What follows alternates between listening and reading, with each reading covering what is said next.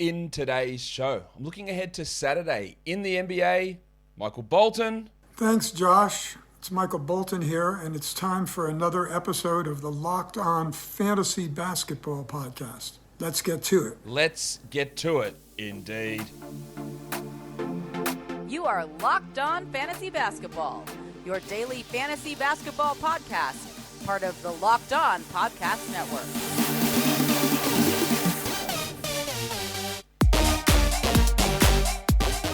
Hello and welcome to the Locked On Fantasy Basketball Podcast brought to you by Basketball Monster. My name is Josh Lloyd and I am the lead fantasy analyst at basketballmonster.com and at Yahoo Sports Australia. And you can find me on Twitter as always at redrock_bball and on Instagram at Locked On Fantasy Basketball. Thank you for making Locked On Fantasy Basketball your first listen every day. We are free and available on all platforms. We're looking ahead to Saturday, the second last day in the NBA regular season. Players that we can stream in for Yahoo and ESPN points leagues and for the standard 8 categories. So, Warnie. Let's get it on, Gilly. Let's look at Yahoo points leagues. Damian Jones is a pretty big option. Now, just saying this, just as I hit record on this show, the news came out that Jakob Poeltl will not play tomorrow. So, basically, Zach Collins becomes an option right across the board. Right, so just be aware of that when I'm talking about these points leagues, when I'm talking about points or blocks or rebounds or field goal percentage. Zach Collins is going to be in that mix, but he's not going to be in the graphics that I put up. And there's going to be other stuff that goes on prior to the games of weird things happening for sure. So, Damian Jones is a good Yahoo point stream. These guys are all available in over 50% of leagues. And then we look to the Pacers with Isaiah Jackson, O'Shea Brissett, the Red Rooster, Terry Taylor. Goga's listed questionable. I don't know. He's been in and out of lineups for a while now and been consistently listed as questionable with that foot issue. Jalen Smith is popping up on injury reports now as well. So they're both going to be out. There is a chance that, you're going to get some good minutes for these other big men in Indiana. Dante DiVincenzo in Sacramento. Trey Lyles is iffy because his last couple of games, the minutes have gone down, but he's still got some appeal. I don't expect Sabonis or Fox to play, of course. Devin Vassell in San Antonio, although Lonnie Walker is off the injury report. Isaiah Hartenstein and Marcus Morris for the Clippers. They're relatively solid options too, but again, so much stuff can change. So many weird things can happen in terms of flat out just sitting blokes or playing them limited minutes or anything. There's so many weird things that are going to go on. Even more so for Sunday. Brandon Clark, the other one there too, for Memphis. Remember, the news with Memphis is that Ja Morant might be returning. We heard news that he would play in one of these games, whether that was Saturday or Sunday. We didn't know exactly which one it would be, but it does look like he is going to be back. He's listed questionable for Saturday, so he's going to play in one of those games, albeit you would think on somewhat of a minutes limit, but he will play in one of those games across the weekend. We just don't know which one. But Brandon Clark shouldn't be impacted by Ja really playing at all. Let's go to ESPN leagues. Damian Jones, the two Isaiahs, Jackson and Hartenstein, Devin Vassell, O'Shea Brissett, the Red Rooster, Terry Taylor, who's been starting and playing pretty well. Trey Lyles. Herbalife Jones is available in over 70% of ESPN leagues. Brandon Ingram's still listed questionable, so Jones might have... Well, that's not true. I was going to say Jones might have a bigger role. He won't. He'll just do what he continues to do, and that's produce solid numbers. Marcus Morris and Chimezie Metu, another guy that's pretty interesting, who's sort of taking some of these minutes away from Trey Lyles. The Metu-Lyles minutes balance is something that we don't have a full grasp on just yet. We would hope that we could get more of a grasp on it, but we don't have it just yet. But that is something for us to pay attention to. Now, before I go into category league stream options, just some news on blokes who won't play again this season. We know that Kentavious Caldwell-Pope, Kyle Kuzma, and Kristaps Porzingis are out. We know LeBron James is out for the rest of the season. We don't know 100% whether Anthony Davis or old mate Russell Westbrook are going to be out for the rest of the season. You would expect that to be the case, but that hasn't been... They're out for today, but that hasn't been confirmed yet that they'll miss the rest of the season, nor has it been confirmed with Justice Winslow or Trendon Watford or Josh Hart, but they're all out again today, so they'll all be out, you would expect, on Sunday.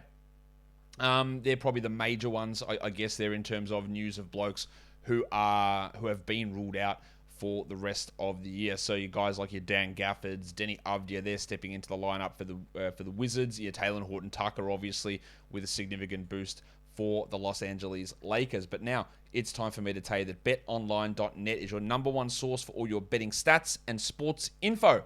Find all of the latest sports developments, league reviews and news, including this year's basketball playoffs, yes, and the start of the Major League Baseball season. BetOnline is your continued source for all your sports wagering information, from live betting through to the playoffs, through to esports, and through to all sorts of scores. Let's have a look at what we've got over at betonline.net. The Lakers are 5-point favorites against the Thunder on Sunday. No, on Sunday. Is it today? That's today. Wow, okay. The Lakers are 5-point favorites against the Thunder. Yeah, it makes sense, I guess. The Thunder are going to be doing everything they can to lose. So can the Lakers, with a lineup that makes a little bit more sense, produce some numbers? I don't know, but that's going to be one to watch for sure. Can Taylor Horton-Tucker do it again? I doubt it, but maybe. Head to the website today or use your mobile device to learn more about the trends in the action. BetOnline is where the game starts. Let's look at category leagues now. Who can we stream in for the points category? Remember, Zach Collins remains an option with that late news there. Well, not late, but the news that came just as I was recording this about Jakob Poeltl being out. So we're looking at the Pacers guys, the Red Rooster again, Terry Taylor, O'Shea Brissett as a good point streamer, DiVincenzo, Isaiah Jackson, Chimezie Metu. These are all names I've already mentioned. Joshie Richardson, the potential and likely return of Lonnie Walker does have an impact somewhat. It just means there's less clarity, I guess, with Walker, with Primo, and with Richardson there. For the Spurs, DeJounte Murray, now that I'm looking at this, they've just ruled a whole bunch of blokes out. Devin Vassell's out, Keldon Johnson's out, DeJounte Murray's out, so Vassell is out. So again, this is, I just talked about him, reacting in real time here. So yeah, I like Lonnie Walker, I like Joshie Richardson, I like Joshie Primo now that all those guys are out for that Saturday game against the Warriors. Whether they play on the back-to-back remains to be seen, but the value boost there for Primo, Richardson, Walker, Trey Jones is pretty significant, I think. For the Kings, we've talked about him already. Brandon Clark for the Grizzlies, we've spoken about. Luke Kennard, it could go anyway with him, with Powell back. Like, who knows what's going to happen. Oh, yeah, the Kawhi Leonard won't be playing in the regular season for the Clippers. That was announced. Tyus Jones, that one gets a lot more value if Ja Morant sits on Saturday, but it doesn't look like he will. Of course, you can throw Trey Jones and Zach Collins into that mix as well, as Lonnie Walker, Josh Primo, those late withdrawal guys, and then Otto Porter as an interesting points guy. For three-pointers, the big ragu, Dante DiVincenzo, Luke Kennard, O'Shea Brissett, Dan Green. Yes, Matisse Thybulle. And a lot of people misinterpreted the Thybulle situation of missing that game in Toronto. I've had multiple people ask me, now, hey, is he going to play? Is he going to sit games across the weekend? He sat that game in Toronto because he's not vaccinated and he wasn't allowed to play. So unless they decide to sit all of their starters in one of the weekend back-to-back games, which is a distinct possibility, Thybulle is at no extra risk of missing a game than any other Philadelphia 76er player. Just be aware of that. But Danny Green still can hit 2 threes in 20 minutes, 3 threes in 20 minutes very easily. Joshie Richardson, Chimezie Metu, Nico Batum, guys that are going to get their three-point shots off. Remember, not many games on Saturday. Justin Holiday. Trey Murphy's an interesting one in New Orleans. He's been getting some extra run, and if Brandon Ingram remains out, he can have 3 or 4 triples very, very easily. And then in Indiana, Dwayne Washington, they converted him and the Red Rooster to a full contract off their 2 ways. And there might be some decent minutes coming for Washington. He's played 23 in each of the last 2 games. They're reducing Lance Stevenson's minutes, thankfully. So Washington has an ability there to come in and jack up some threes. For rebounds, really like, again, throw Zach Collins into this mix. Really like Terry Taylor, O'Shea Brissett, Isaiah Jackson. 3 Pacers big men who are widely available, who can all impact you in this rebound category. Metu is an interesting one as well, who's getting some extra run in Sacramento. I think they should try him more than they try Trey Lyles, but that hasn't been the case until the last couple of games, but it looks to be switching that way at the moment. Otto Porter, the man that's had all these random double-digit rebound games and 8 or 9 in a game a lot of this time, and he's going to sit one of the games on the weekend, whether it's Saturday, Sunday, I don't know. But at this point, I've got him playing Saturday, sitting Sunday, so just watch that one. DiVincenzo, not a bad rebounder, especially for a guard. Larry Nance is putting up some pretty strong numbers. Kevon Looney, he's going to play both games of the back-to-back because he wants to get that to that 82 games played. DeAndre Jordan, I expect, unbelievably, will be back in the rotation after they put Paul Reed there for the game against the Raptors, and Brandon Clark. Just remember, though, with every single player that I'm mentioning here, they are all on a back-to-back because every single team plays on Sunday. So whoever you look at on this list, when we're talking about streaming for Saturday, they are going to play again on Sunday. So at the end of this show, spoiler, I'm not going to add this guy for back-to-backs because every single player that I've mentioned here is an ad for a back-to-back because they all play. Now, some of them won't play the doubles, like Otto Porter, and some others will come randomly out of nowhere that it won't play. But every team is on a back-to-back. Let's look at assists. Tyus Jones, that could drop if Jar plays, but Trey Jones is really going to jump up with DeJounte out. Dante DiVincenzo. After those guys, it's really rough sledding to find assists. TJ McConnell, in his limited minutes in Indiana, he got 4 or 5 in his first game back, maybe. Iguodala, Bielitsa, like Jesus Christ. That's where we're going? I guess it is. The Duck, Luke Kennard, Kyle Anderson, Larry Nance, and Josh Richardson. They're our assist options. If you don't get a Jones boy, or if you don't get DiVincenzo or McConnell even, I don't know what you're going to do. Lose, probably. For steals, Gaz Payton. I expect that he plays both games of the back-to-back, and he's a really good steals guy, as is DiVincenzo. Joshy Richardson can get 4 or 5 at a time for you, so that's obviously really valuable. Larry Nance and Otto Porter, both very good steals players who can help you in that category. After that, it gets a little bit rough. Danny Green can be good, but the minutes might be low. Isaiah Jackson might get you a steal.